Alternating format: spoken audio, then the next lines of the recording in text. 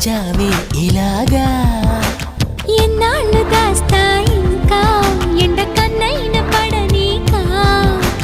ధన్యోస్మి అంట చిలక అందుకున్నాక అందాలని కానుక ఎలుకో నాయక రాసి ఇచ్చానా ఇలాగా ఎలకు బాలిక